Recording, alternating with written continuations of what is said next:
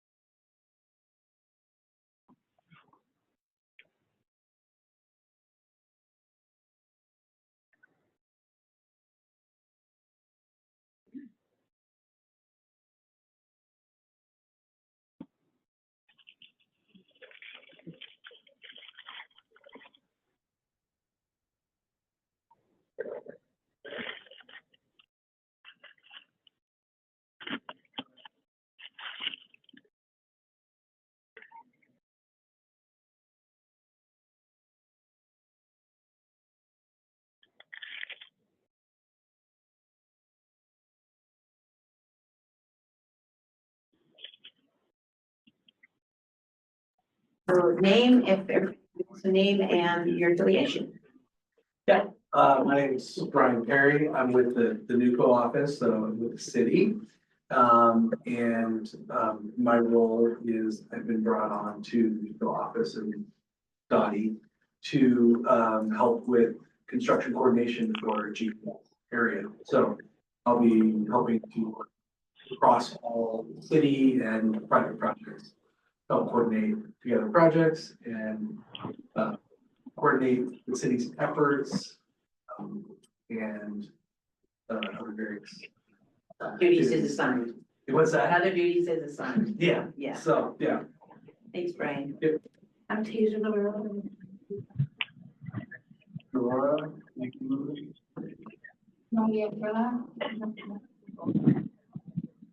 Hi, Steve King. I'm with Will, so we're lead architects on the Equestrian Center. Eduardo Gonzalez, I work for CSU Spur as the Community Engagement and Outreach Coordinator. I'm Steve Nally, the Chief Real Estate Officer for the National Western Center Authority. I'm Jenna Garcia. I'm the Director of Marketing and Communications for the Authority. Hi. I'll go to Lori. My name is Lori Larita and I do the community events and outreach. Okay. And then Marcia Lochran, I'm our Chief Communications Officer for the Mayor's Office at the National Western Center. I'm gonna put my glasses on so I can read everybody's name. And let's see, Jesselyn? Want to introduce yourself? Yeah, good evening. Jesselyn Charzai, Executive Director with Prodigy Ventures. Thank you, Rebecca.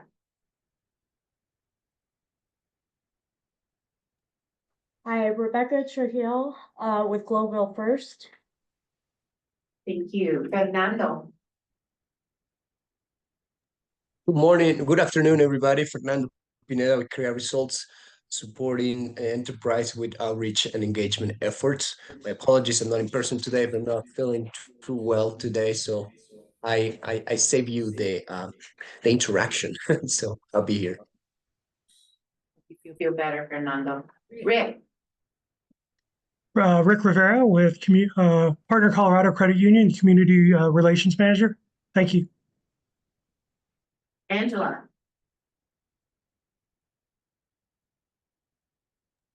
Angela Garcia, Gloville resident and member of the Community Investment Fund. Laura.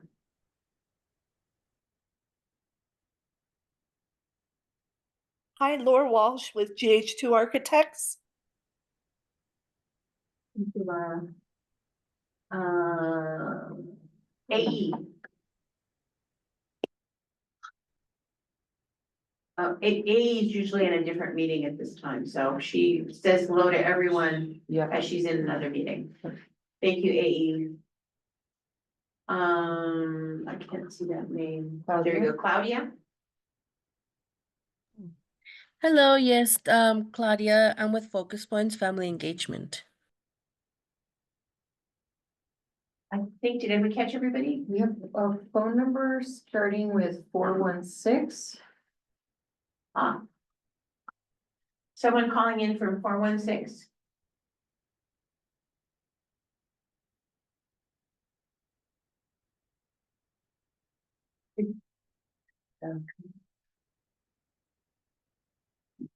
Okay.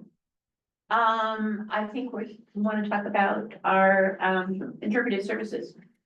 Good afternoon, everybody. The National Western Center Authority makes interpretation into Spanish available as part of its efforts to reach out to the community. For those of you who haven't used this service before, click on the globe on the bottom right of your screen and select the language of your choice. Buenas tardes a todos, bienvenidos.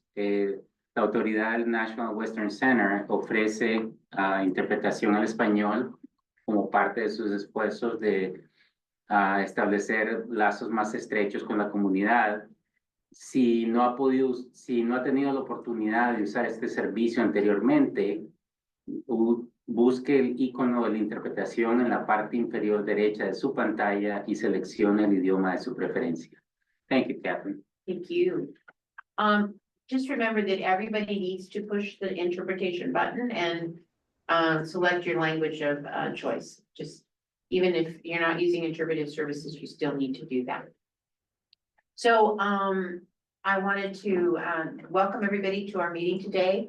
As usual, we always start out with how we're going to work together because that's really important. We spent a lot of time thinking about this over the last year, and it's the things that make these meetings successful, and because we wanted to respect one another and trust, and we want to be open to transparency and encourage others to share and inspire one another and be open to new ideas, because all of our voices matter, and it's really important that everybody has an opportunity to share their voice. We understand that we're a community and sometimes we may not agree, but that doesn't mean that that is not an opportunity to look forward to collaboration and cooperation. We operate by reaching consensus. That is that we don't go up or down. We really try to reach consensus by using a consensus model. I won't go through that, but just to let you know that when we do come to decision making items, that we will use a consensus model. And I'd like to go over the agenda with you today. The agenda includes our community updates, which is a great opportunity, a lot of information shared at our meetings. We're also going to have a new update on the equestrian center in the hotel. Nwca+ will update us on their various projects. We'll also, Lori will spend some time on community updates and work that she's doing in community, and also update us on some new events that are coming up this year. And then we'll end the meeting with public comment, but right before that, we'll talk about the reception that will be held tomorrow, and to which all of you were invited, and Lori will give us the details of where it is and how to get there. So, Catherine, Bianca is the 416. oh, Bianca's here from Bengate. okay, thank you, Bianca.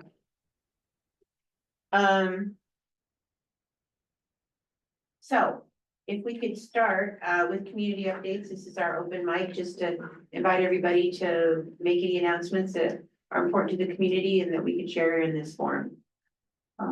Any updates? I'm not seeing any in the room, but are there any in the Zoom forum? Okay. Nothing in the chat. Yeah. All right. So Steve, now we're gonna turn it over to you. Oh, okay. So this, let's see, November of last year, we combined the Equestrian Center Hotel Task Force with the CAC due to holidays and wanting to not overwhelm people during that period. Did the same thing in December.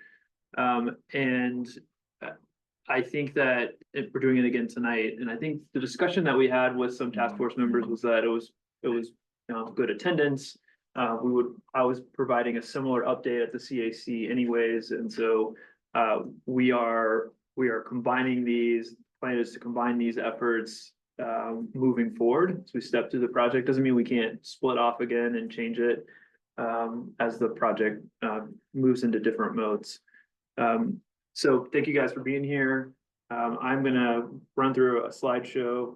Let's share my screen in 1 second. I'm gonna share a bunch of pictures intentionally because we are shifting from pictures to words. We are putting these pretty pictures into legal agreements, and that's really our focus right now. So you've seen a lot of these photos, but want to show you kind of where we stand today as we shift into the next mode. I want to get some consensus that what you're seeing is what you like and what should turn into words. So bear with me here, sharing my screen.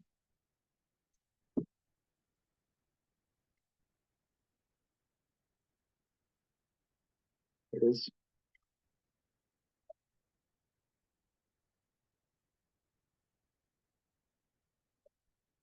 Okay, as a reminder on the project, there's an equestrian center, a hotel, parking garage, adaptive reuse of the Armor Administration Building, 4,000 square feet of community space, and an events programming component to book, to help the authority book all of the campus venues to drive heads and beds at the hotel. You'll see some details around each of those assets here.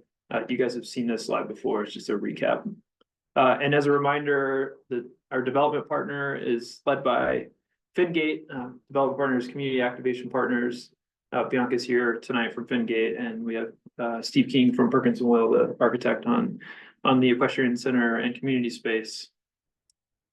These are the other team members. There are several more not listed, but these are the leads on their respective efforts. Just a recap of the overall site plan.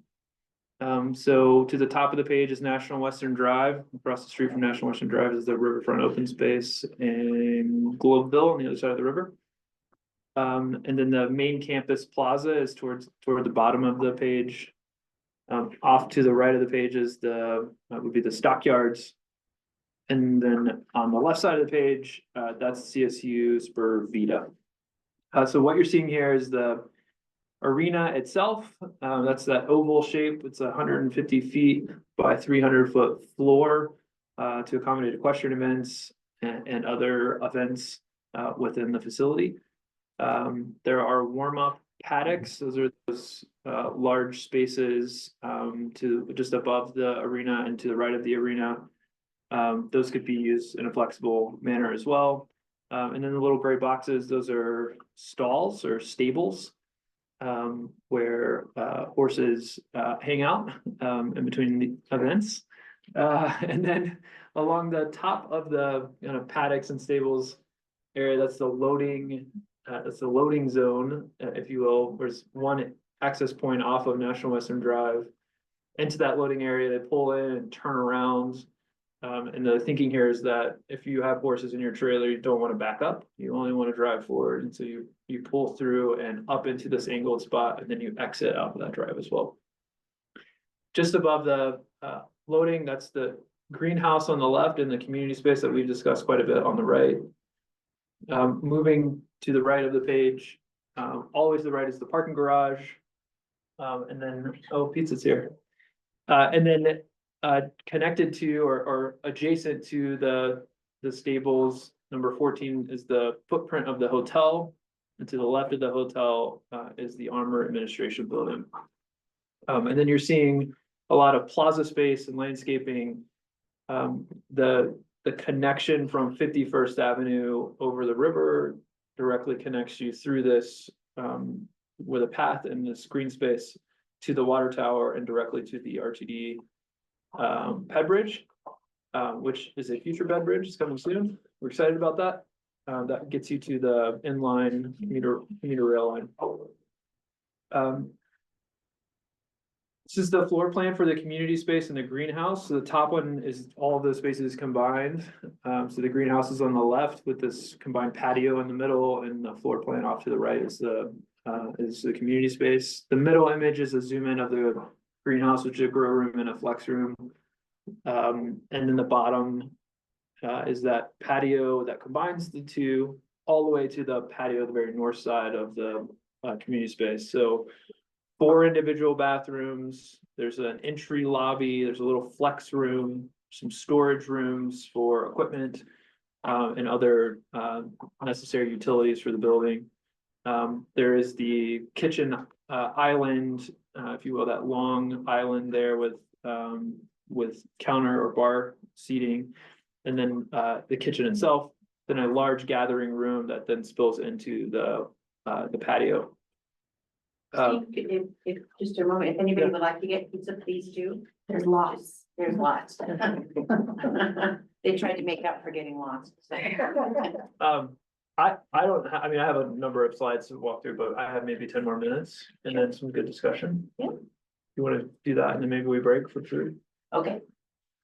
Okay, so again, you've seen a lot of these renderings and Steve can describe these in great detail if you have questions, but this is from the main campus plaza, looking at the main entry of the arena itself. This is on the river connector between Spur Vita off to our right and looking back towards the arena, the river behind us. This is looking up the main campus plaza towards the main entrance with the Spur Vita in the distance. This is the entryway interior of the equestrian center as you walk in that main entrance and go upstairs up to the concourse level, or you can go around to the event floor. And then this is an exit back to that river connector. Folks going down the stairs from the concourse level. These are updated renderings of the hotel. So you're seeing Armor to the left and the hotel off to the right. It's taken from the main campus plaza, and you can see, you get a glimpse of the parking garage way off to the right side of the image. A lot of shots of this, as these are pretty exciting renderings. You can see a lot of the detail of the hotel itself and the materials. This is a view. Water tower is just to our left here. We're looking down the main campus plaza. Spur Vita is way off in the distance to the left. Then you see the equestrian center, mostly the arena, the stables that have a lower roof. So you're not seeing much of the stables except for just off to the right of the image. You see Armor and the hotel and the parking garage looking out towards the mountains. You'll notice that the mountains start getting closer in the rendering. So it's just, they're conceptual. Just a disclaimer there. Another shot of the main entry of the hotel. This is right at the top of the 51st Avenue connector, looking down the main campus plaza. What's the Armor building gonna be? The Armor will be meeting space, restaurant, bar. Meeting space on the second level and then bar restaurant on the first level. This is a view, so the river is behind us. We're looking up and 51st Avenue Bridge is right behind us. And this is that connection up to the water tower. You see the livestock center way off in the distance, future livestock center. And then just off to the left of the water tower is the connection to the RTD station, future connection. We're the National Western Center. This says complex. We're still working through that on the renderings here, but you're getting a sense of kind of the signage and some of the branding of the hotel. And then this is a truck that's coming out of the stables, the northern entrance of the stables building, which is just adjacent to the hotel. Here's a nighttime shot. You can see the mountains just got way closer. I warned you. They're encroaching. Yes. They grew. You can see the building kind of glowing at night. This will, yes, just wait. I think it looks better this, I think it looks better this way. It does. Yeah. They're there. So this will be a beacon, you'll see it glowing, from just off the campus, in the residential areas of Global and Leary Swansea. You see the nighttime view. This is looking down the plaza. Pikes Peak just got a lot closer to the south. And get a glimpse of the sun. Now shifting over to the community space, and you guys have seen these drawings, but you're seeing the latest set where the color has been warmed up a little bit. There's guidance that you all provided. This is a view. National Western Drive is just behind us. The Equestrian Center is off in the distance with the loading area between the two structures. This is the sidewalk of National Western Drive. You can see the opportunity for art in these canvases. We're not proposing that's the art, but those will be a canvas for art. You're seeing this is the main entryway into the lobby to the left, and then off to the right, those are roll doors that can open up and spill out onto the space. This is looking at the other end of the community space. You're seeing those roll doors and spill out into this hardscape space. So it's very usable. This is the patio. Let me go back. So these kind of vertical structure is enclosing the patio, and then this is within that patio. Looking at the greenhouse. This is within the greenhouse flex room, looking back towards the community space. Zooming back out to the street. You can see that larger patio space. And then this is kind of a recap of the community benefits, the package that these are words, but they will become, legal agreements and into a section of the development agreement. And just wanted to check in with you on these, kind of rehash and remind folks of what's in here. We have the baseline framework agreement requirements that we are required to do regardless for any project out here. And that's paying living wage, there's public art requirements, small business and minority women-owned business, enterprise support and involvement. The Community Investment Fund, which is the CIF roundup, is required at all points of sale. Those are baseline. In addition to that, 4,000 square feet of dedicated community space. We just walked through the building. A site designed for that direct connection that I was describing, where we are allowing a connection from the 51st Avenue Bridge up to the RTD station. A lot of open space, accessible open space with this. You saw the landscaping and plaza design. There's the Work Now program related to construction jobs. For CIF revenue, the next three are, the next two, a room night fee for anyone staying at the hotel. There would be a fee that would go directly to the CIF.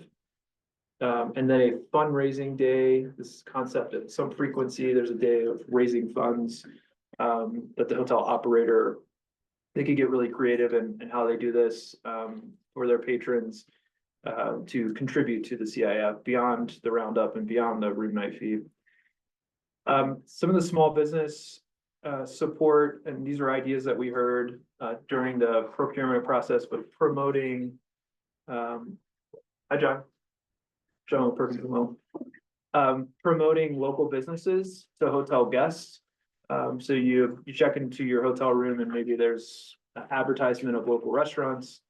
There could be a showcase in the lobby, pop-up opportunity in the lobby for local businesses.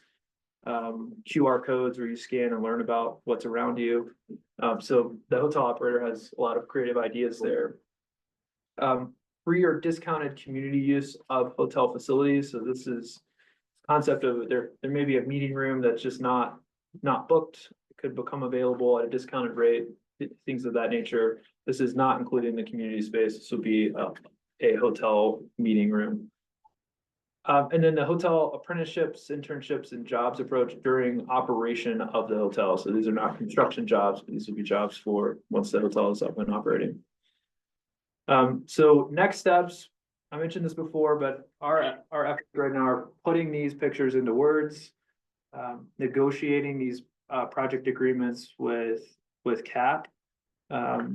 We will come back to this group on the 26th. We may be in a similar place on the 26th as we're still negotiating the agreements, but we will check in with you all and let you know where we stand.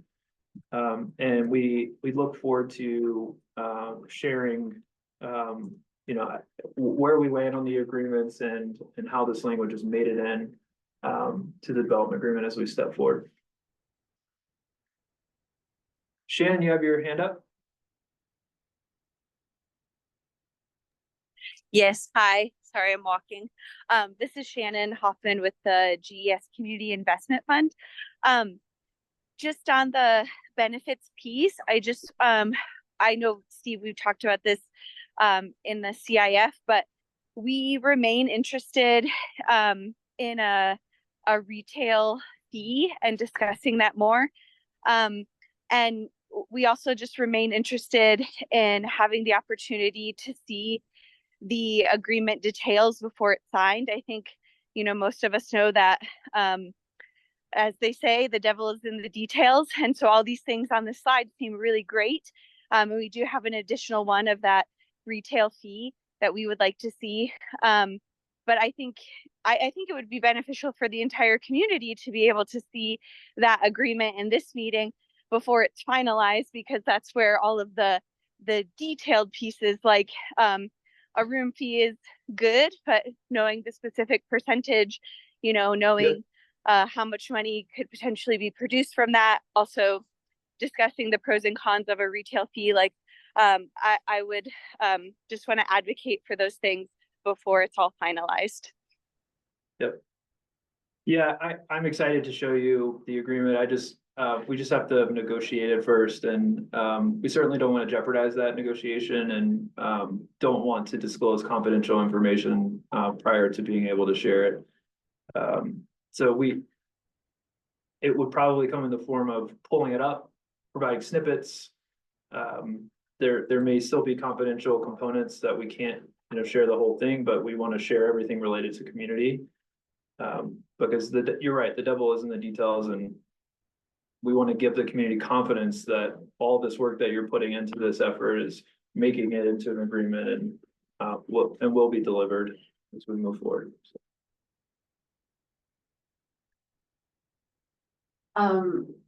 Any other questions? Can we pull down the slide then, and just then we can see the book? There is a question for Steve. Can you please elaborate on the design and the capacity and technical components of the kitchen? Of the kitchen and the community space? I assume that's the kitchen you're talking about. I mean, the thought is that it is a community that supports a gathering space, events. Yes, in the community space. It would likely look similar to a residential style kitchen, not a commercial restaurant kitchen, but what you would expect to see in a home.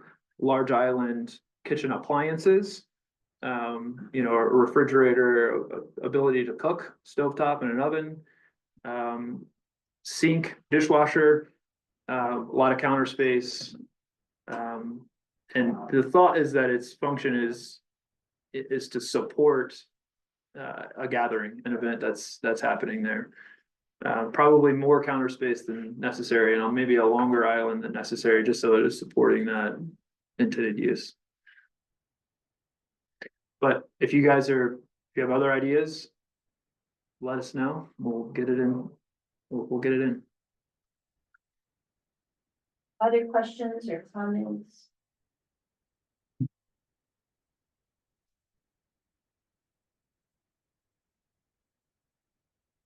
Anything else, Steve? did a great job. Like, Oh, I don't thanks. have much to add to that, so you described it very well, so. Well, these guys know it way better than I do, so if you guys want to go in more detail. Okay. Okay. All right, but they'll be here for the rest of the meeting too, and then we can, if we think of any, we can ask them later. This will give us maybe an opportunity now for people who would like to grab the pizza. Please do, because there's lots of pizza. And then we'll reconvene in about 4 minutes. I was expecting this. Thank you, folks on Zoom. We'll be back in 4 minutes.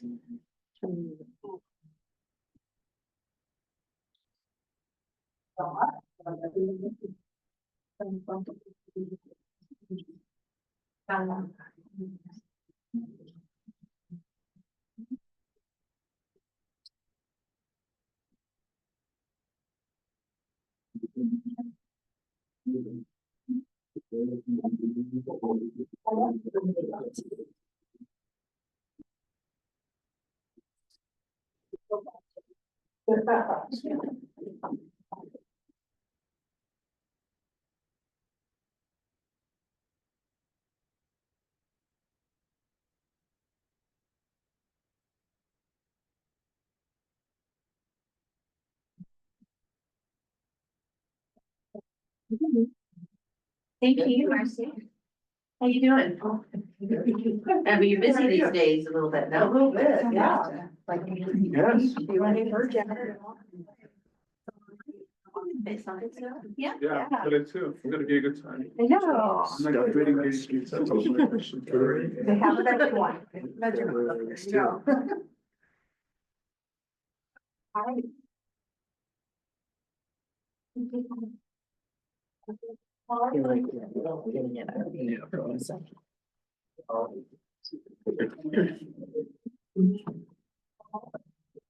Catherine, we have some new folks that jumped on, so maybe we should go back through on the folks online and see if they want to introduce themselves. Yeah, I see. Anna, do you want to take a minute and introduce yourself?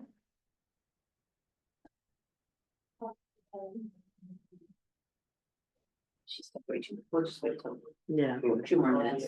Okay.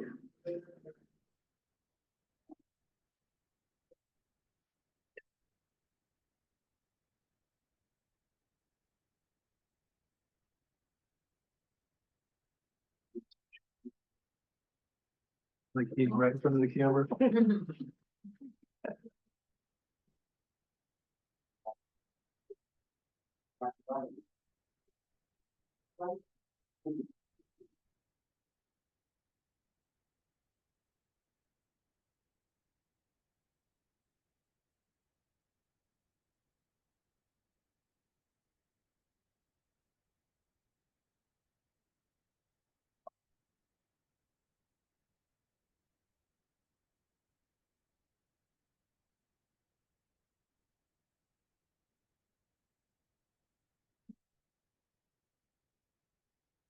And always train. Yeah.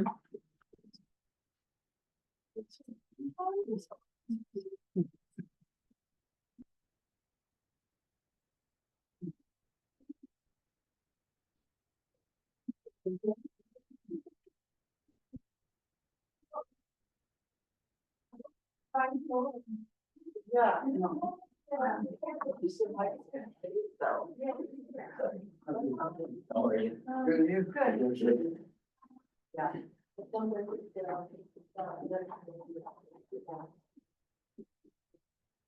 Okay, and we're gonna go get started again. We have some new people who joined us on the, in the meeting, especially in the Zoom room. And so, and Annabelle, I see you have your hand up. Do you want to, introduce yourself and then, if you have a comment or question? Yes, this is Nancy Santos. It's just that up here my daughter's name on my email. So I have a question. And it's for all of you guys. Because I would like to know how much commitment you have with the community and supporting the small businesses that are gonna be around. Because I've been seeing that it's been said that you guys are gonna support the small business, but the actions are different because we're seeing that you guys have been promoting, I mean, other companies. I mean, how you guys gonna deal with that?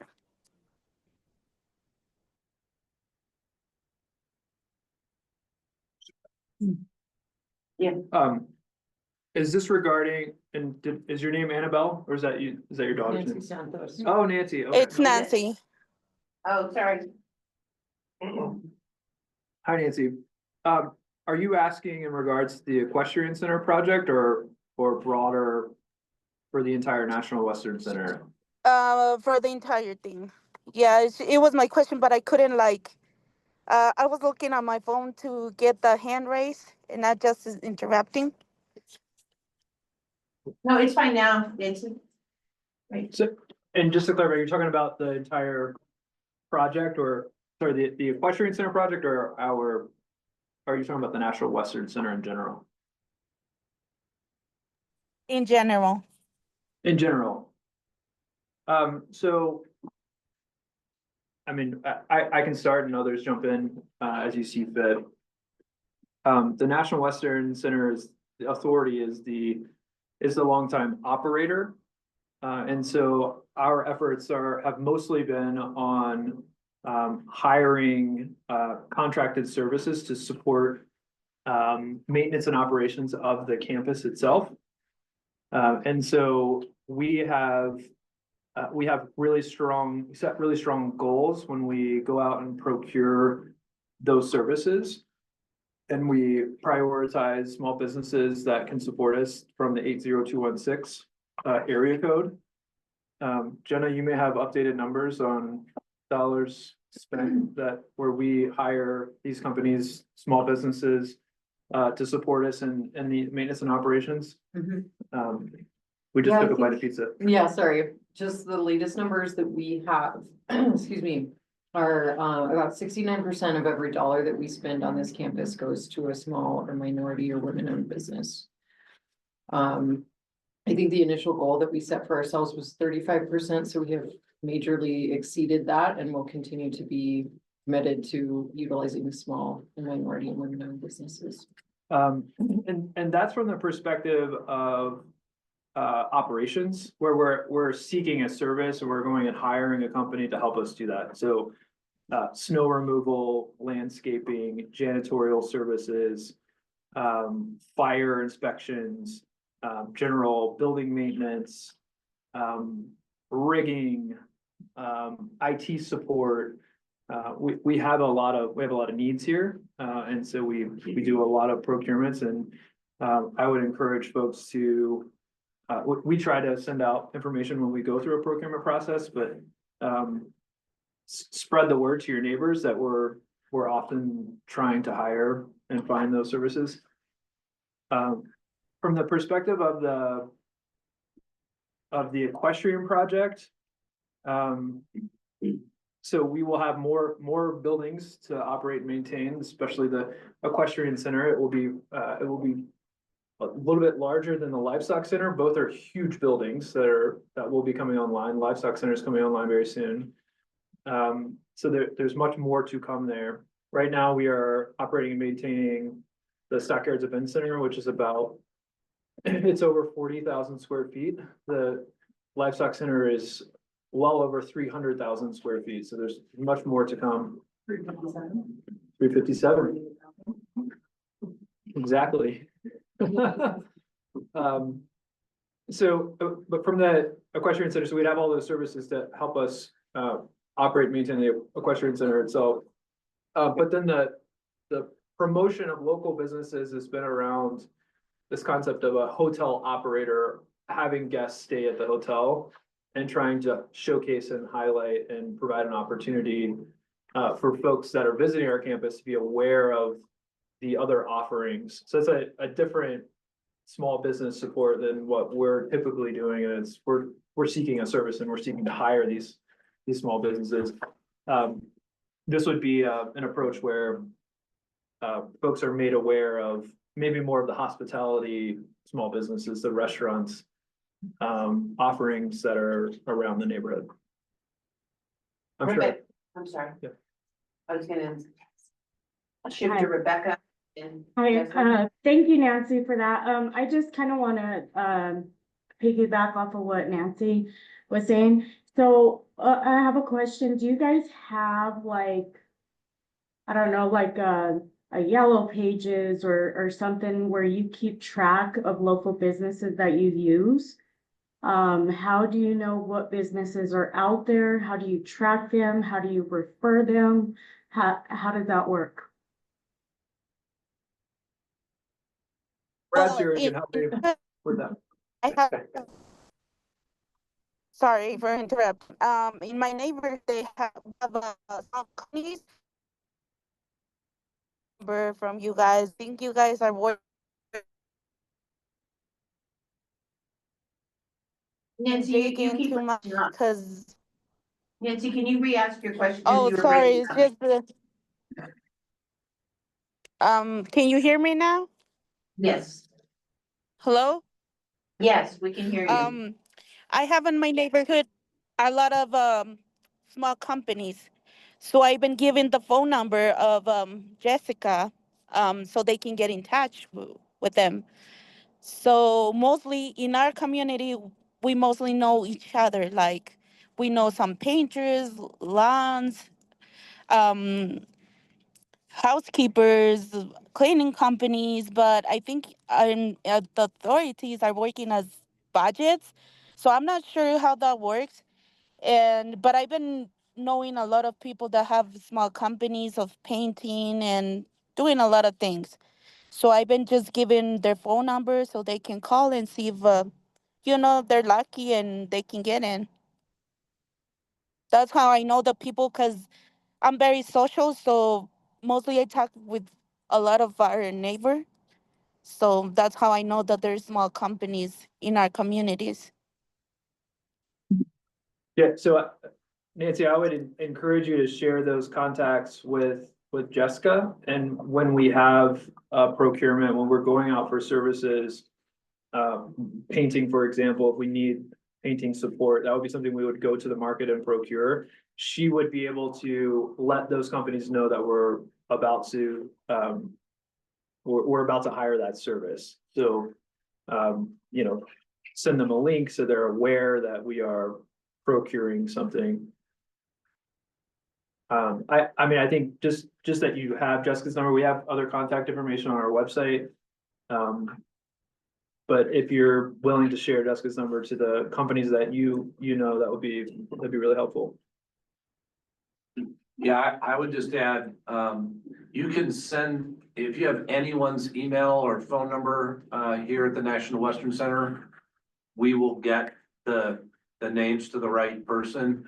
We have, because over the last 4.5 or 5 years, as we've been procuring some services, I guess 3 years of procuring services, we are open to every single source, and there have been lots of them, just like you're suggesting. Some have been personal references, some have come through city minority women-owned business list.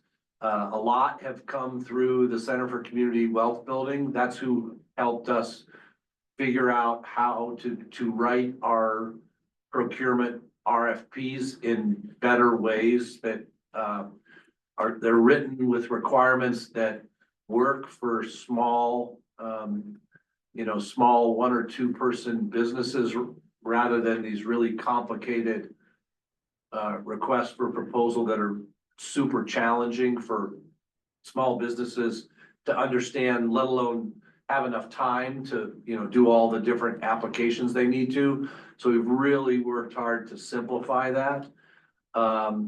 And so we are absolutely, any and all ideas, the more people we can communicate with, the better, because as the campus grows, those job opportunities and those procurements will grow as well. I will say, and we have been very intentional about this, and many on this call have heard me say this before, but in 2024, We said that, you missed it. you already said it, I was out. We hit the high point. Okay, I mean, it's working. We want to continue to make it work even better. And, but we are trying to really listen and, create opportunities that are, that people feel like they're comfortable pursuing, and be respected in the process. Thank you, Brad. Thank you, Rebecca, Brad. Thank you, Nancy. Rebecca and then Jesselyn. No, that kind of answers my question, but if we direct those to Jessica, can you put your information in the chat? So we have that information. Will do. Thank you. I also wanted to introduce myself as Lori Larita, and we emailed back and forth, Nancy, but I would love to support the engagement for just like trying to get on board with getting a list of those small businesses and try to create some sort of connection to support those efforts. So I will send you an email by tomorrow and just kind of get on the books with you to see how we can connect the gaps and bring Jessica into that conversation as well.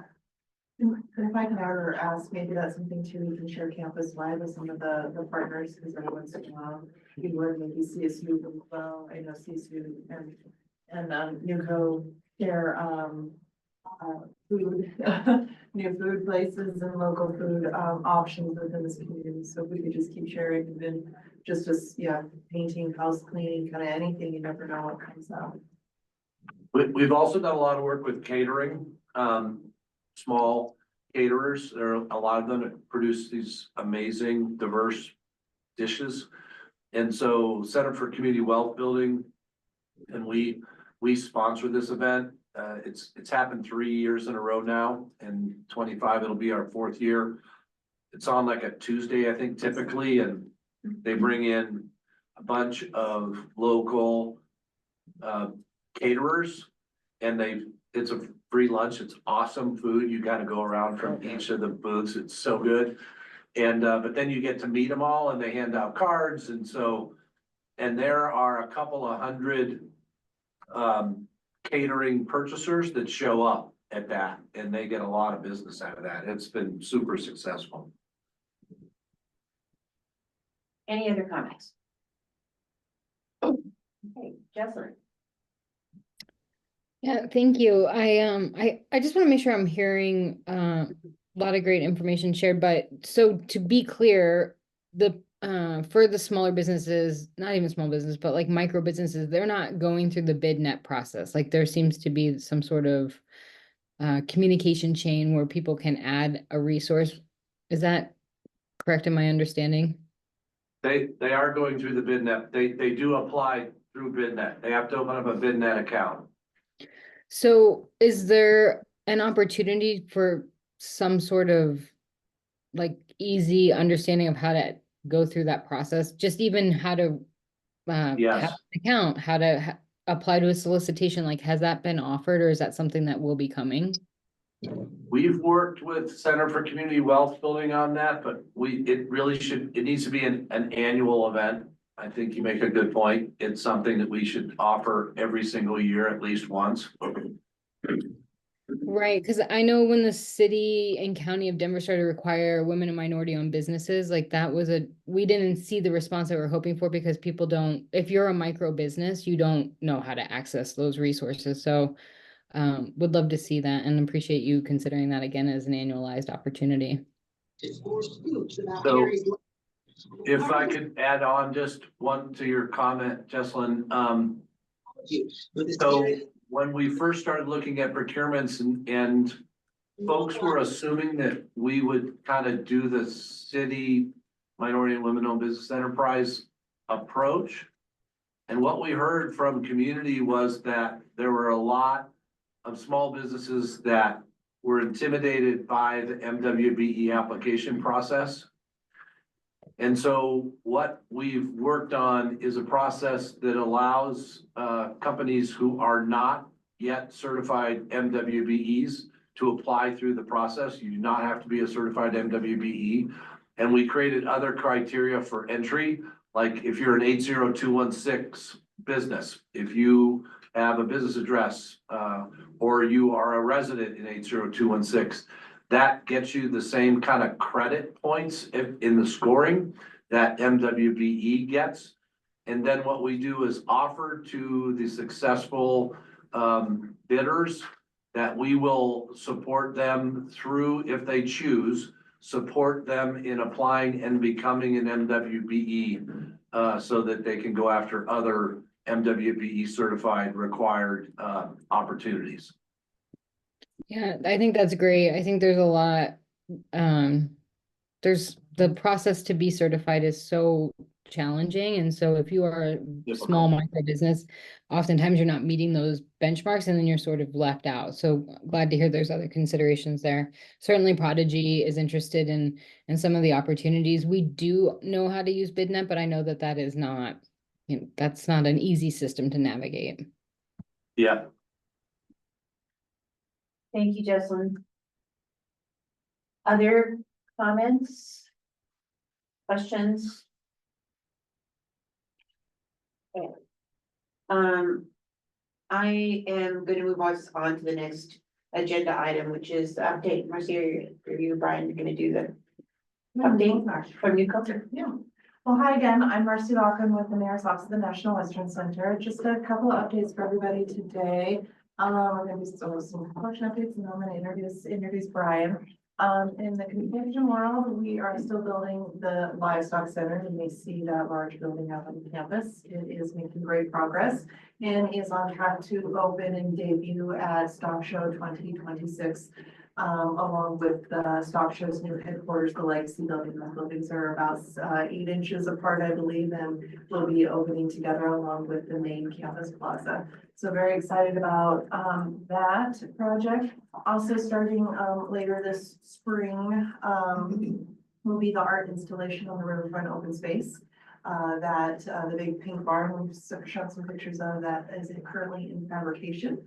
So we're hoping here in spring to get that up for its debut, maybe this summer when riverfront's nice and green. That'll be pretty exciting. Other pieces, we are continuing with, I know Mike has given this update before, we have a community outreach work group in preparation for the community vision process for the future phases, which is also known as the triangle.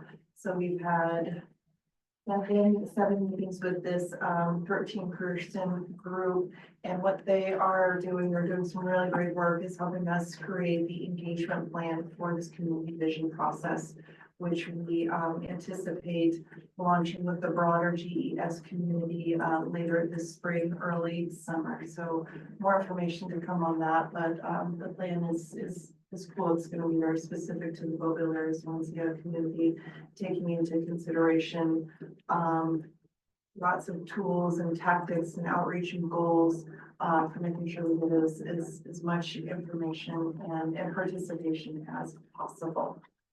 So with that, I also want to introduce Brian Perry. He's not that new anymore, but you're pretty new.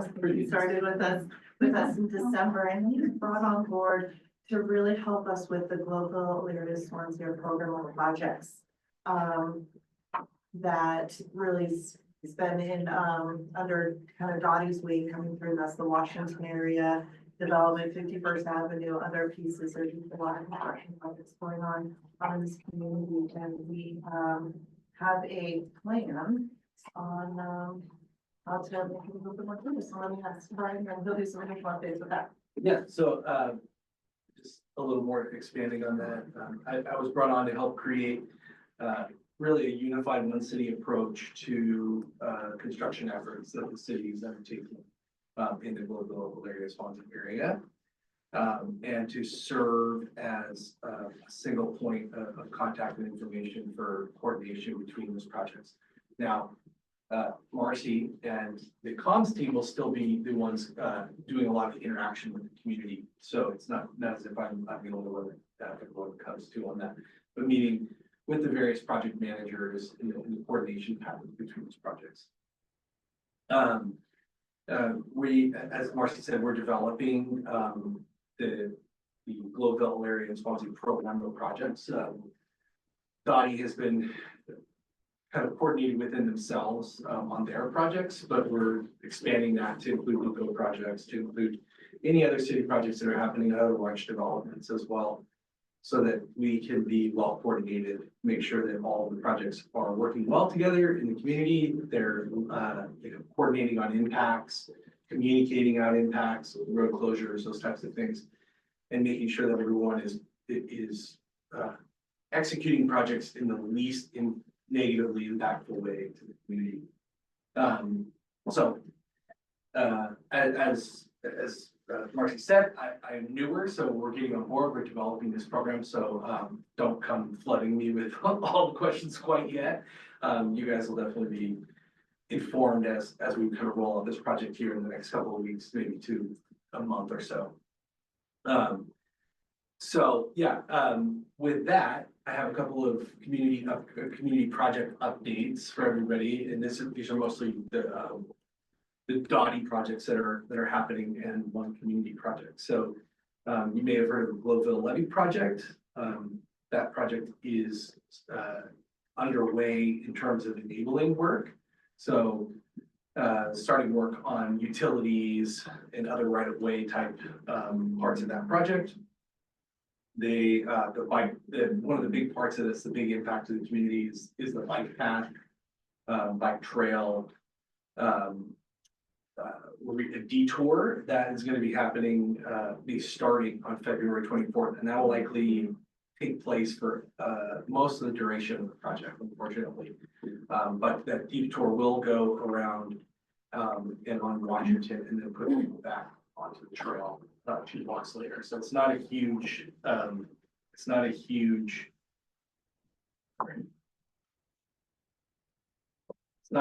detour, but it is an inconvenience. Lori, I'm gonna send you the impact notice if you wanted to share it with this group. Oh, Yeah. that'd be great. We've shown it before. That was one. The Washington Street project and the 51st Street project, which are kind of tied together. That's a very impactful project that's taking place on Washington and 51st. The enabling work, Excel Energy, CenturyLink, that work will be starting to take place in the next couple of weeks. That's going to be smaller impacts like road work and things like that. So it's not the full shutdown of the different areas of Washington. So that'll start taking place in a couple of weeks with formal construction on that beginning late summer, early fall. There's some things that they're working through right now right away and whatnot to be able to get underway with that project. Heron Pond, in the park improvements, this is a phase 2. You guys have probably seen that there's been work taking place there. This is a phase 2 sort of finish out of that project.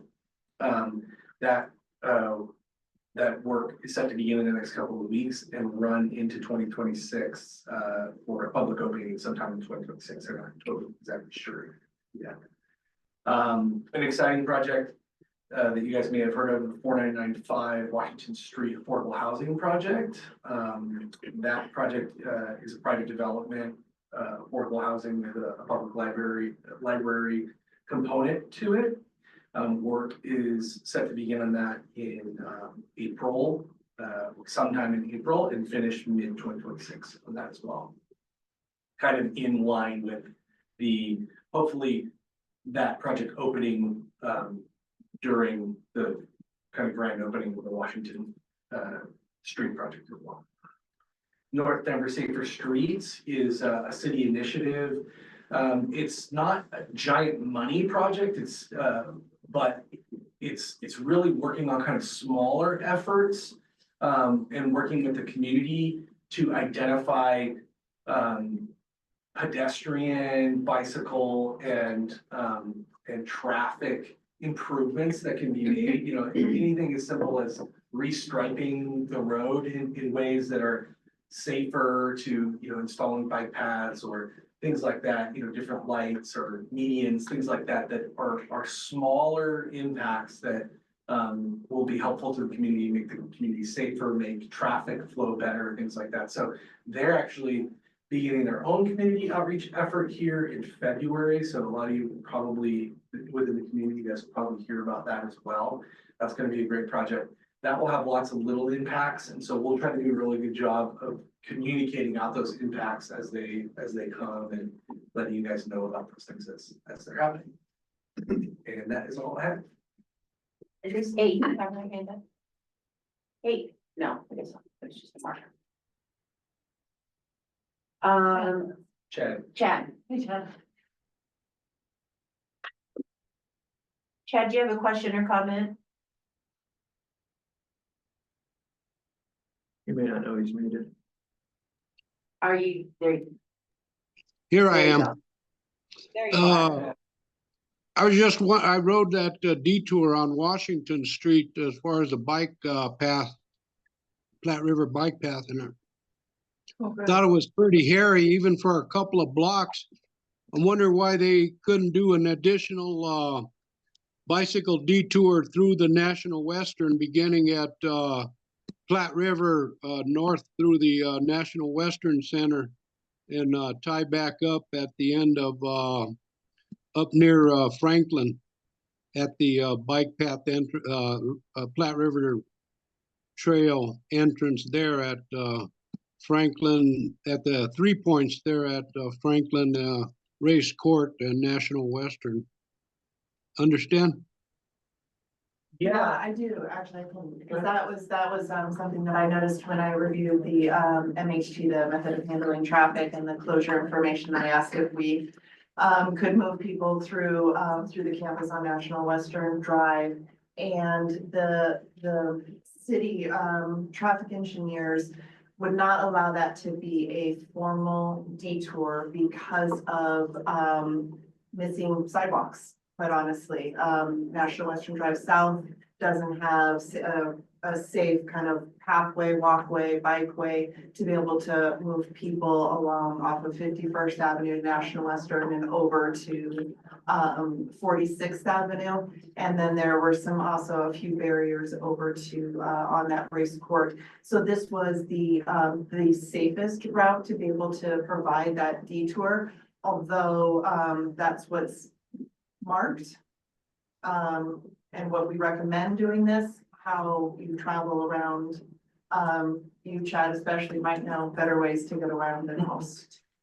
But I had, yeah, it's a rules thing. Yeah, liability.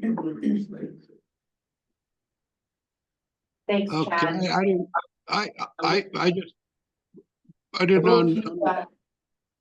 Sorry, Chad. I am meeting with that team tomorrow, so I'll bring the issue back up. As Marcy said, I wasn't there for those original discussions, but I will present that feedback to them in terms of you feeling like it's a little hairy, sketchy, whatever you want to call it. And just kind of broach the subject again and see if there's anything that can be done. Yeah, I was just gonna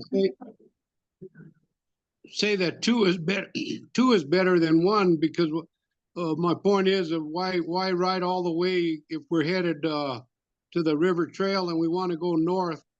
Why go all the way to Washington when we can go through down National Western? And the majority of those streets are built out already, and there's plenty of excellent wide sidewalks and along the river on the National Western side to pass.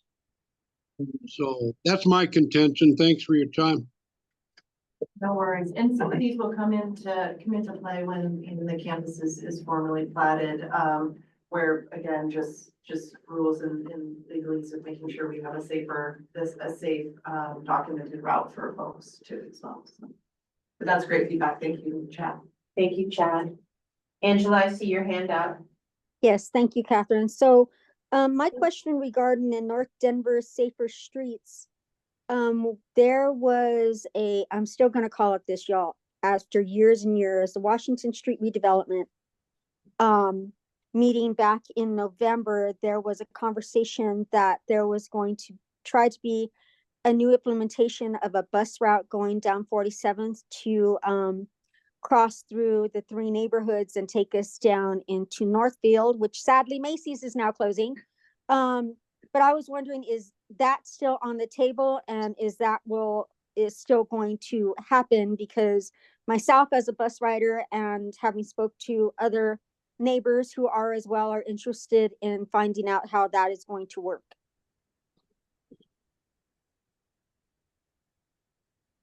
Yes, so I can't totally answer that, Angela, but I think that is part of the feedback that this North Denver Safer Streets would like. I think that's existing feedback that they have, and they're going with a lot of the recommendations that have already been made to the community in areas of improvement as far as safety, speeds, bus connections, etc. I think they also are wanting to reconfirm some of those conversations. So as they start this outreach, I think that I will pass it along, and I know you've got some connectivity to that group as well, to also pass along that that is an important connector piece to keep within that plan of a quick hitting implementation area.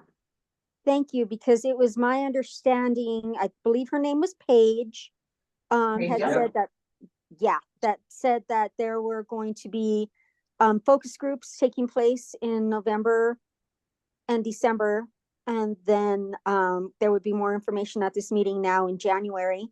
And I'm not saying I'm that important, y'all, but I didn't get any type of information regarding that was going to happen. And you know, I'm always Marcy. You know me, Chris knows me, that I'm always like, hey, you know what? I have no problem giving my voice, but I think it's important for people who actually, like Chad bikes. I'm going to trust whatever Chad has to say. Just like I'm going to trust whatever Melody Conroy, who rides the bus and takes the connector, has to say as well. So thank you.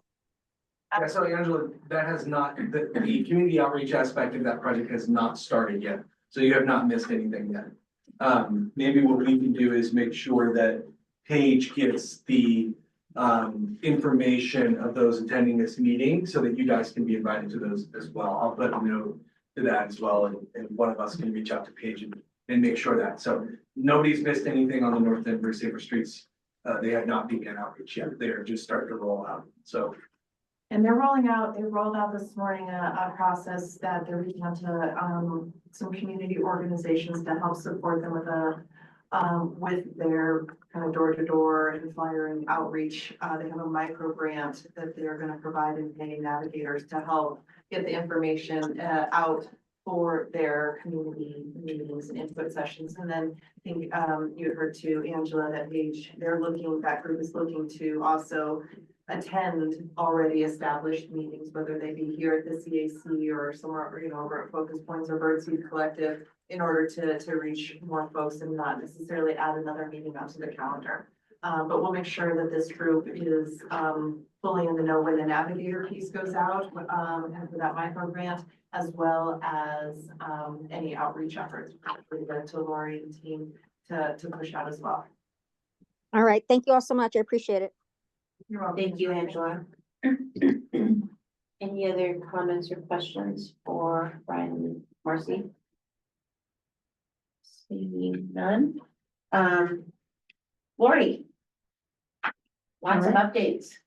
It seems like a lot, but it's not, I promise. I just wanted to talk about our parade that we had for Garden Place as well as with Swansea Elementary. It was so much fun. I know that we're gonna share the link of the pictures inside of this chat, but just to give you kind of a overview, we have the PowerPoint that just kind of has some photos of the kids, but it was so wonderful to see the families waving, being in the crowd, just, you know, really celebrating the moment. So I just wanted to make sure everybody knew how grateful they were. They did make some thank you cards, so I will scan and share with everybody. Was that the highway where the That was my drive that morning. I think this is on my Google Drive. Oh. What else are we gonna see, Brad? I don't know, I'm beginning to sweat a little bit. I would just say, as a resident of Global, I was very, very happy to see that, so. It really was.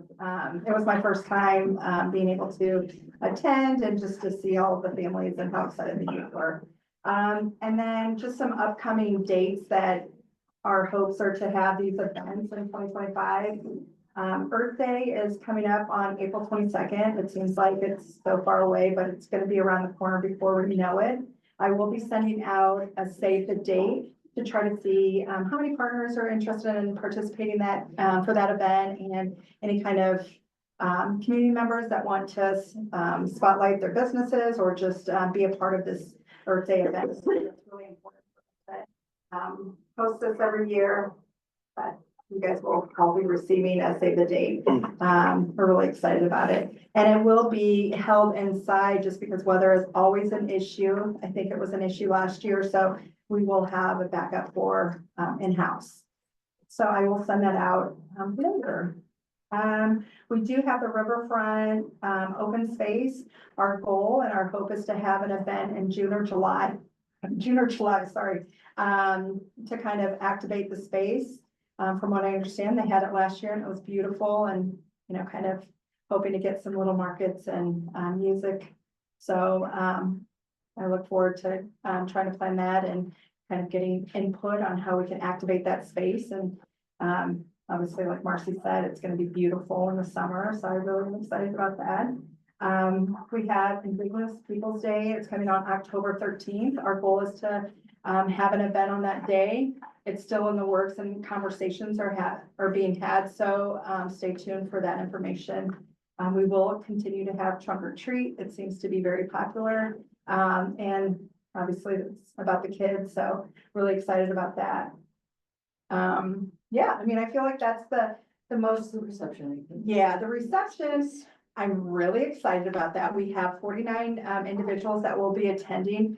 I'm excited because this might be the first platform that I'm gonna be able to meet our partners, or just the first time having that conversation with everyone. So we are at the attendance of 49. We do still have, you know, like I think 4 tickets left for the rodeo, but we're really excited. There's gonna be, you know, food from SSA as well as the rodeo at 7 o'clock.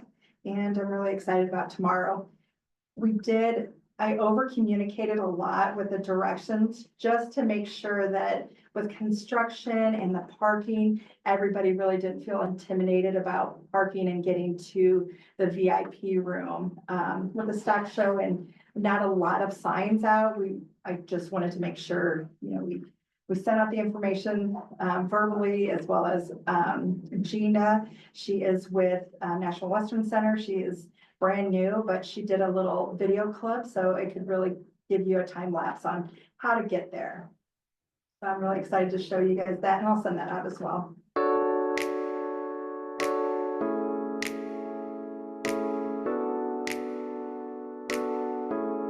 So I'm just signage up, so you know where to park in the but walk my on. Figured a bit more where to. Not to stop you when Mary sends it out. I think it's just because yeah, and I'm pretty grateful that the weather's gonna be better. It might be, I'm really flushy, but it's gonna be a wonderful day.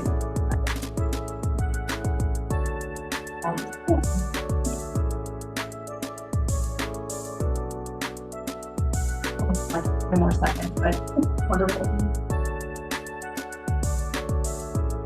So, I'll be here.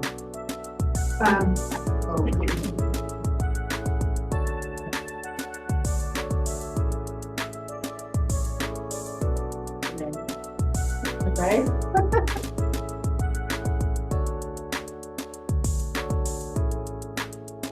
And also just to kind of talk about, so we were able to give out in the reception rodeo, but we give out 306 tickets to the community for Stock Show 2025. So that was really exciting. And I know that, you know, I haven't gotten a lot of the responses just because I wasn't at the beginning of, you know, kind of giving out the tickets, but I'm just really excited that so many families got to go to the Stock Show, and it did include food vouchers as well as parking pass. So we're just really excited that, you know, hopefully every year we can continue to give out community opportunities and have them be included, and obviously just engage the community and the campus. I'm really excited about that.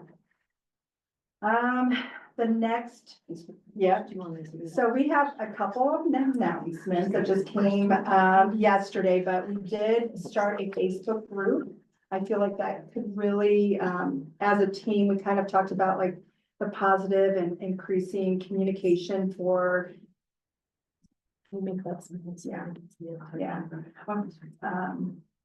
So I will be sharing the details, but we've got Alexi that was gonna be able to kind of walk us through how to find us on Facebook, like our page, because we're gonna be sending out a lot of updates, as well as I think it would be a great platform to Nancy on sharing small businesses and just sharing your information to the community. So we can just really kind of increase all of our efforts. But okay. I'll stop talking. Do you want me to walk through? Yeah, if you could, and then I'll send it out with instructions as well. Yep, it's super easy. Just go to our National Western Center Facebook page. If you type in National Western, you pop right up. Then you're gonna go to more and click on groups. You'll see GES neighborhoods right there. And then you can request to join the group. And when you do, it'll pop up some questions that you'll answer and submit, and then we will approve it. And that's how you find us.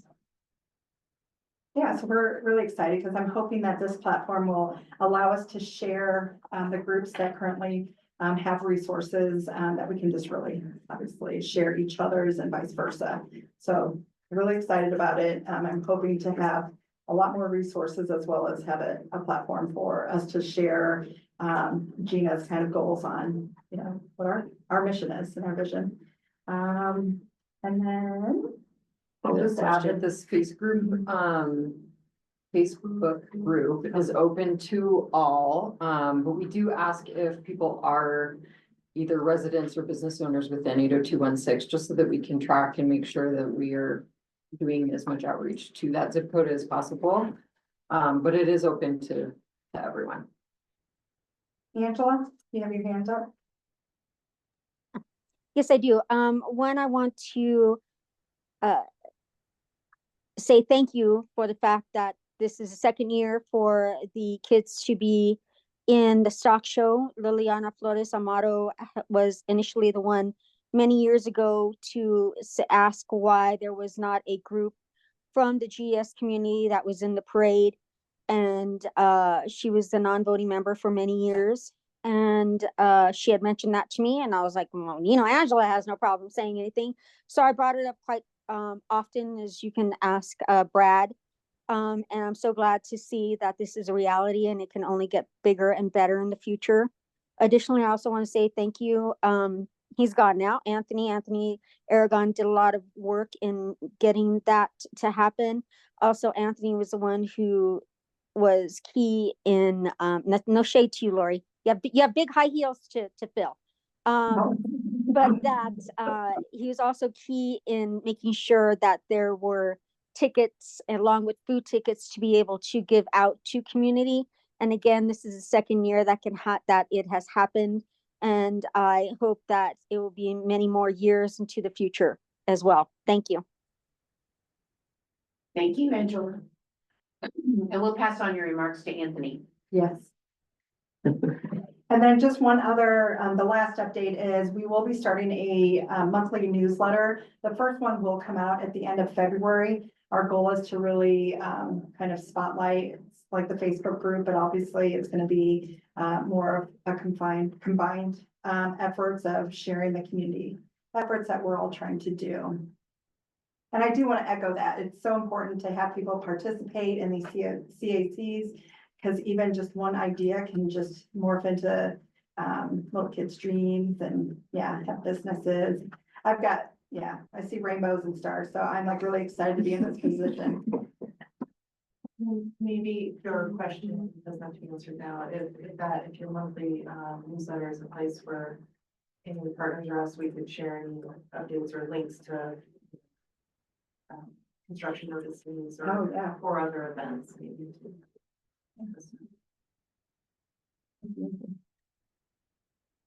Other comments or questions for Lori or anyone else? Okay. What do you have? Oh, wait, we have everybody. AE? Can you hear me?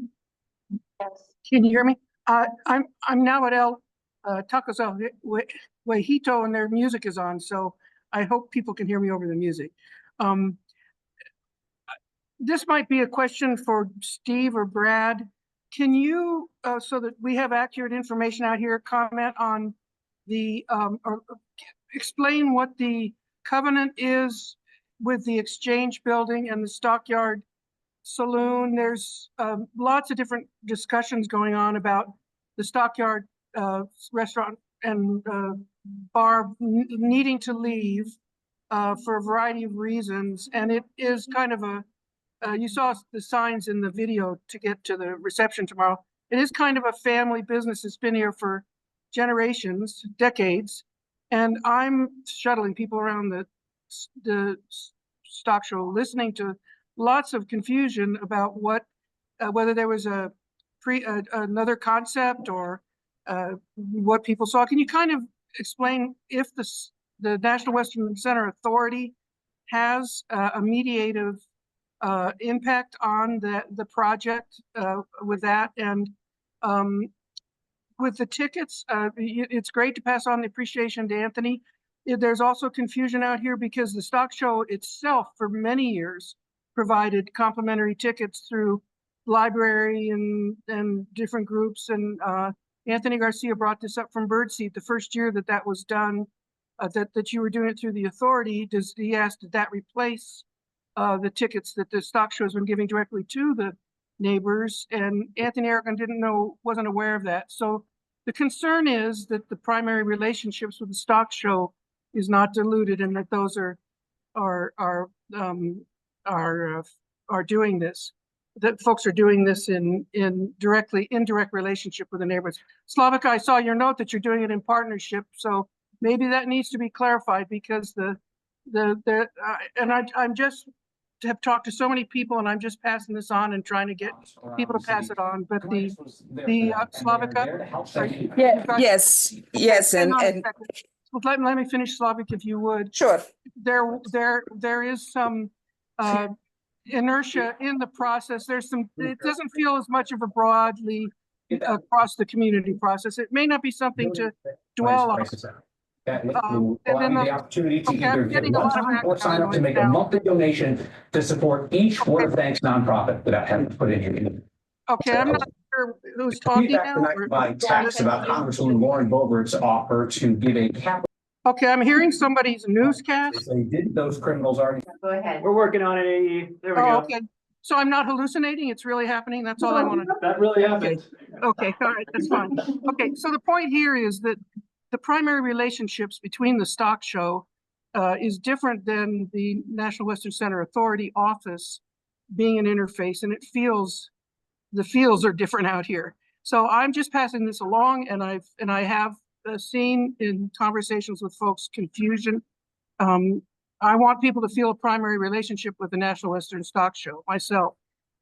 So anyway, for future discussion, and then just quickly, the procurement goals are fine, are good to have, and procurement is a good thing, but I want to really support Javins and Nancy. I apologize if I didn't say your name right, from Prodigy, and Nancy's discussion.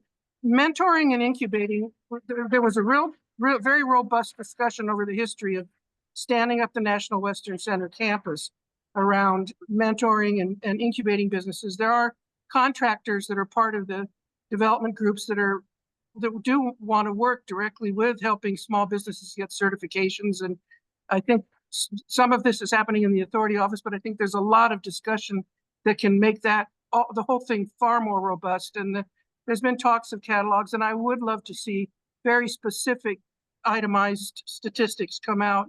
The general statistics are fine, but I think that would be good. And then lastly, folks, I'm out with the limousine out here. If people want to be shuttled to that reception, right to the front door, if you want to either look for the limousine out there tomorrow. There's you can get in the front door and go straight up. It's a nice video. But if you could, somebody comment that is in the conversation with the development group on the Exchange Building, about what is happening with the restaurant there and what the real dynamic is. I've seen the articles in the Denver Business Journal, and I've talked to people involved, and I honestly don't understand why there isn't a more forward-looking, a clearer sense of for where's the public process, I guess, in the relationships with the Exchange building at this point. So if somebody can get clarity out of that. Thank you, E. Let's go to Fred. You want to answer that, and then we'll go to you, Slavisa. So the authority has a non-capital, very small position in their LLC, and it's 5%. We are not part of the development and business deal decisions. That said, I can tell you what I have been told by the developer group. They have been in conversations with Dean, who's the owner, and his family that operates this Stockyard Saloon for probably 3 years. Dean's lease expires in March. The construction on the east wing where our office was, and the middle wing, that's the wing that has had a fire at some point in the past, is completely gutted.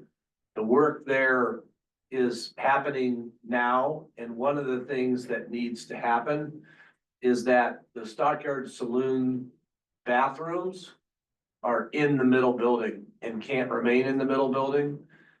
They have been trying with no luck to work with the saloon to get them to agree to 2 things. One, a new lease, and 2, I think part of what Dean's concern has been is that the saloon needs to shut down for some period of time during the construction.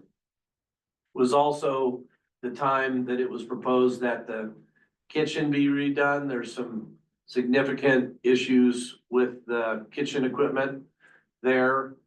And what I have been told is that Dean's preference is that he'd like to retire, quite frankly, is what I've been told. And I don't think he's up for signing on to a big new commitment for a long period of time and to redo the kitchen equipment. And that's really the extent that I know so far. I've not been in the middle of those negotiations. I have not had any conversations myself with Dean about the specifics. But I can tell you that the preferred result, I've heard nothing but from the entire development team that the preferred result is to keep the Stockyard Saloon and their business in place. So far, they have not been able to come to an agreement to accomplish that. I would also say it's not done. It's not over yet, so I don't know. It will be here in relatively short order. I mean, I think I don't know if it's March 1st or March 31st, but the lease date is in March. And he needs a new lease. And he needs to be able to participate in the realities of the construction and restoration and renovation of the historic landmark that is the Livestock Exchange building. So Brad, I appreciate that, and I just want to say that when the signs that are out there are that the Stockyard Salon, that it's being forced out. These are complex things. I kind of feel the same way I do about any of the sorts of displacement. I just want to make sure that the imagination and the economic modeling takes into consideration I have some impressions that the rent is going to be substantially higher and that that's a factor, and that's part of what drives traditional or legacy businesses out. I'm just concerned because of the breadth of the conversation and the massive number of people that are watching that. So I hope something works out. I hope there's more public discussion of it. My understanding with the National Western Center Authority is that when that exchange building was sold, there are covenants on it, correct? To keep it in the thematic context of the National Western Center campus, that I think it's a landmark. It is. Aren't there elements of that? And isn't the National Western Center part of your responsibility or mission as the authority to be part of the mediative process around some of the legacy things or traditions, not just as far as what your capital percentage is on that project? And I sincerely want to understand this.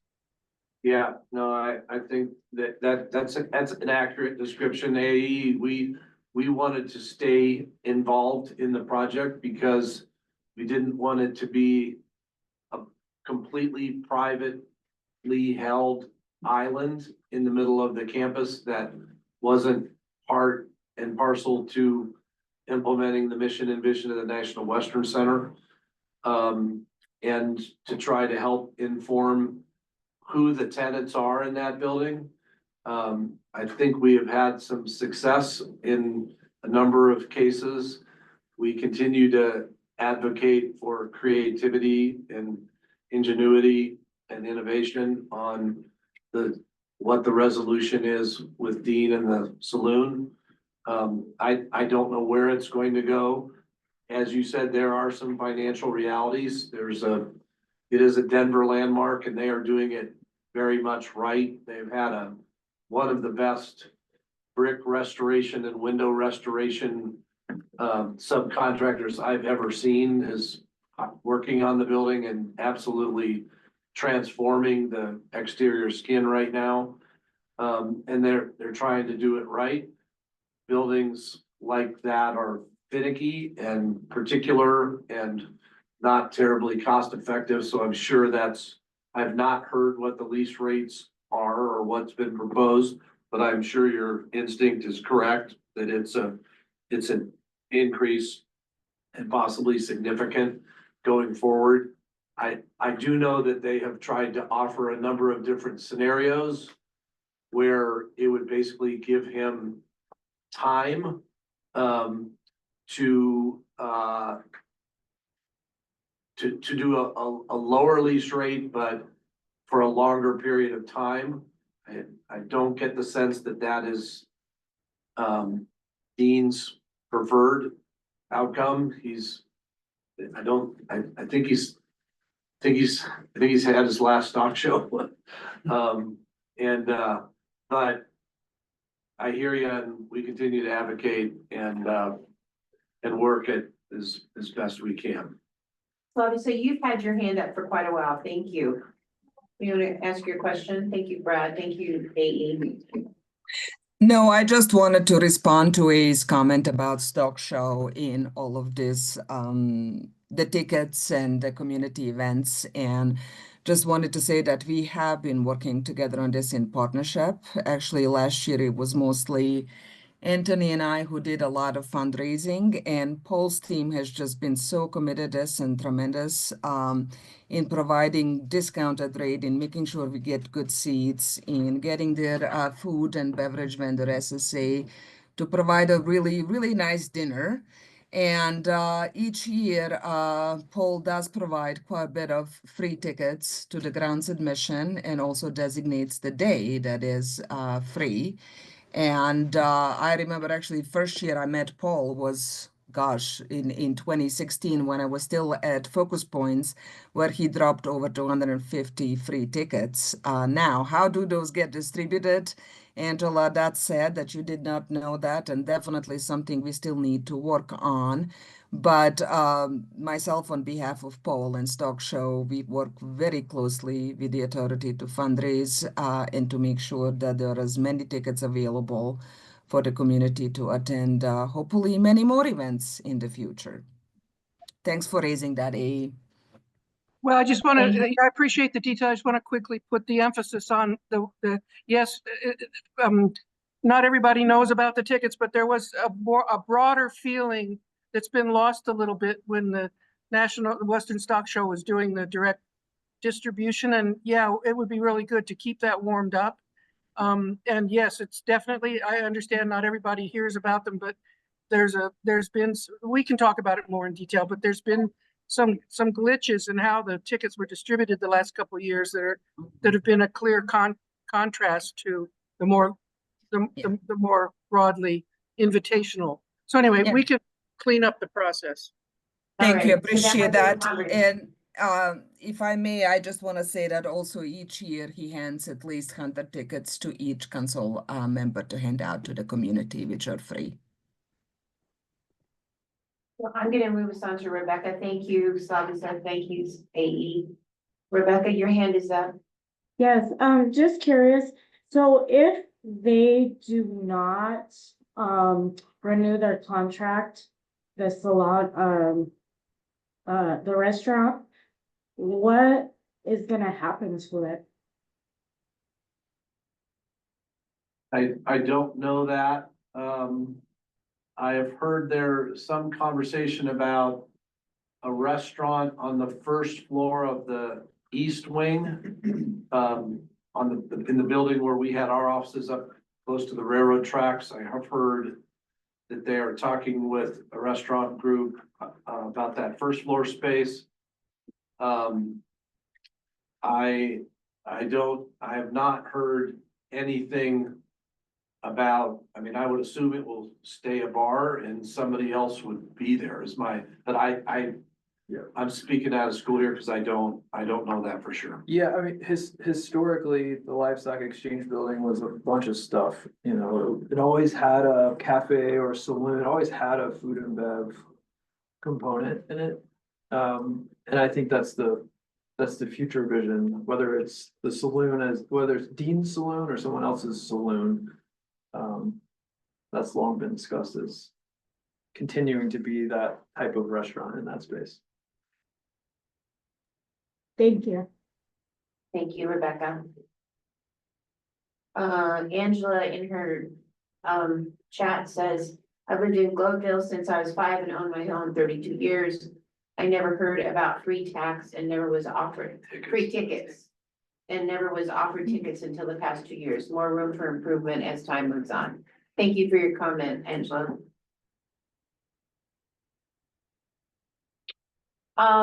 We're gonna move now to public comment. Are there any individuals who wish to testify or make comment? I do. Of course I do. Thank you, Angela. This year, actually, I received free tickets. Thank you, Marcy.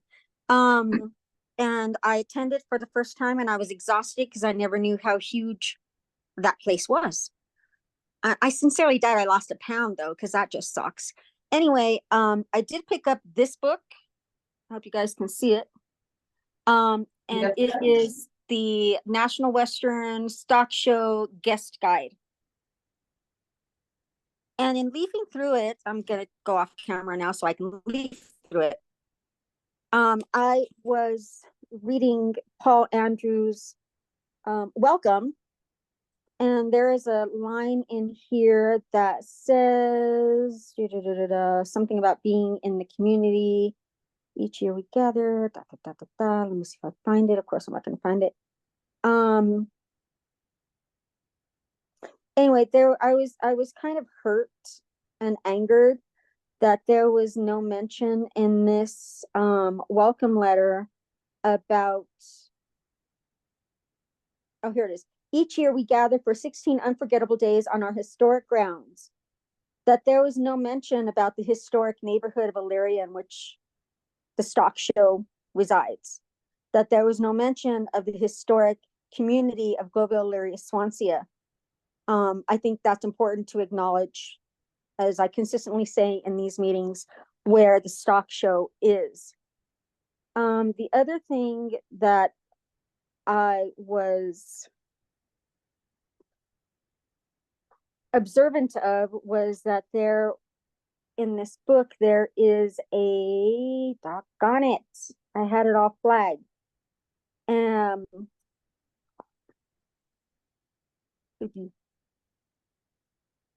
There was a update about the scholarships that are given to youth that participate in the stock show. And there was no mention of, the Community Investment Fund and what the Community Investment Fund does. And the one thing that I was most offended by was the fact that there is, and this is to Nancy and to Rebecca's point as well, there is no community page in here whatsoever to talk about being in the GES community, the restaurants that are available in the community, the library, the park, etc., so that people know where they are, and if they want to go take their child to a park or take their child to the library, or they want to go eat at one of the restaurants in the community, that they can do that. And I think that's something that is sorely missing from this book. And then my last thing is, I wandered around and I saw huge banners talking about, sign up to join in on the National Western, and a huge banner that also talked about the National Western Authority, the stock show, and all its supporters. And again, there's no banner about the community itself. And again, these are all things, as we move forward, that we can work together and remedy. But again, the stock show, the authority, you're in the Elyria neighborhood, you're in the middle of the GES community, and we need to be acknowledged in some way, shape, or form, so that people coming outside of the neighborhoods, outside of the city, outside of the state are aware of where they are and how historic these neighborhoods are and were prior to the stock show coming. Okay, I'm done. Thank you. Thank you, Angela, for your comments. Slavisa? Just wanted to thank Angela for raising this up, and I will make sure to talk to Paul Andrews about this, Angela, and see what they can do next year. I agree with you wholeheartedly. Thank you.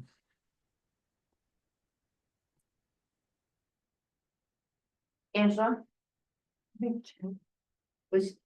Chad put his hand down. Angela, did you have another comment? No, I'm trying to find where I put my hand down now. After all these years. Okay, I'm done. Thanks. All right, any other public comments? Okay, well, great meeting. Lots of good comments, lots of good feedback. Thank you for everybody for all of your comments. I'm sure we all learned a lot and really good ideas to take back to the organizations we're associated with. And so I just want to wish you a good night and please stay warm. Thank you. Thank you. Great, good. Thank you. Have a good night. Oh, wait, but then I know you're looking at front. Oh, yeah. Okay. Oh, let me just.